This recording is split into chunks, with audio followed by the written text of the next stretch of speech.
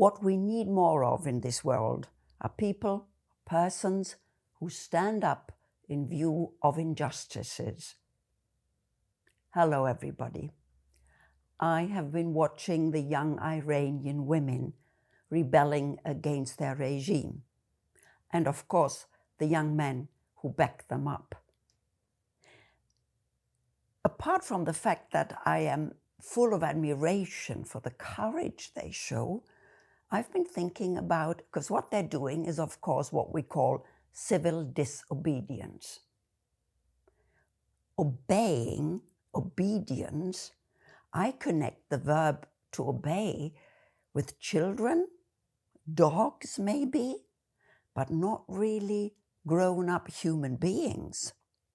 So, where does the term come from? It is older, but it is mainly connected, I read, with Gandhi, you know, the Indian man who fought against British occupation successfully, and for whom it was very important that this fight should be totally peaceful. Well, it depends on the regime, of course, whether you can remain peaceful.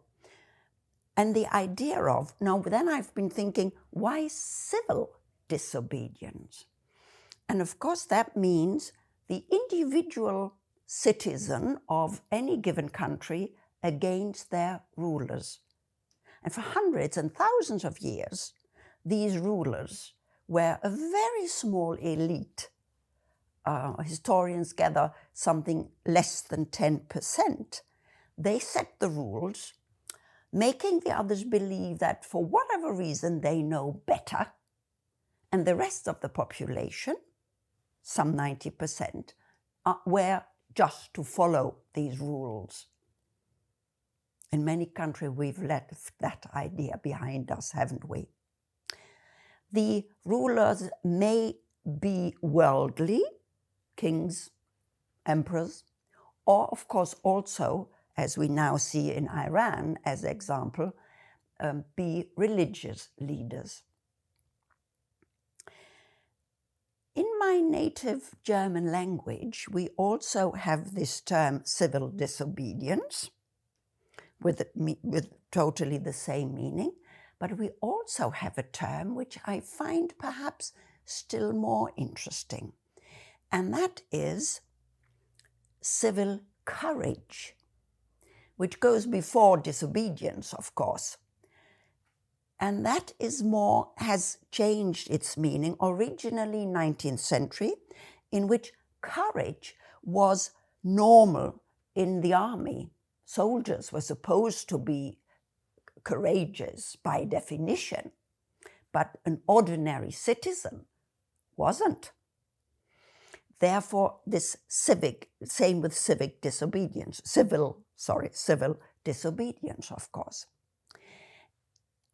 But then the term has changed from the 19th to the 20th century, or broadened, and now it means an ordinary human being who will stand up, speak up in view of an injustice when he or she witnesses an injustice, and speaks out, and this detail is important, knowing that he or she might get into trouble for doing so.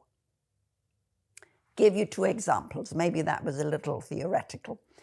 Give you an example. And the first personal example, I'm not quite sure whether that already runs under the term civil courage. I was maybe 40 and sat down in the underground in London next to a very young woman, and opposite me was a man my age, 40s, who I only realized a little later, who was fondling his private parts while leering at the young woman next to me. The poor young woman didn't know where to look or how to behave. She was just so embarrassed about it. Before I could even, only just realized what was happening when this man put his foot onto the bench between the young woman and me. And I, without thinking twice, took my foot and pushed his foot downwards. He shouted at me, cursed me, and said he put his foot wherever he wanted. And I said, no, you won't. He tried again. I put my foot on it again, pushed it down again, and then he left the scene, got up, left, shouting at me, cursing me again. A quarter of an hour later, oh yes, the young woman thanked me after that for having reacted. About a quarter of an hour later, I met this friend where I was heading towards the meeting with a friend, told him the story, still very angry about it all. And he said, Britta, but you shouldn't have done that. That man might have hit you or something. So I'm not yet sure whether that already runs under civil courage, because I hadn't thought. I didn't even have a time to think. So I don't know if I had realized the danger. I really wouldn't know. But I give you one example, a famous example of real civil courage, amazing civil courage. Do you know the Tankman? Tiananmen Place, Beijing. Square, I think it's Tiananmen Square in Beijing, 1989. One day before, Chinese people had, yes, in an act of civil disobedience, reacted against their regime, and the regime had put the uprising down very violently. And the next day, the whole Tiananmen Square was totally empty, famous picture, and a row of tanks rolling onto the square. And this one man, shopping bag in hand, steps in front of the row of these tanks and tries to stop them.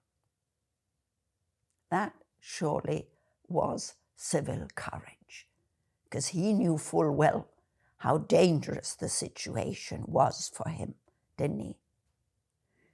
I have been unable to find out what happened to the man. I suppose nothing very pleasant.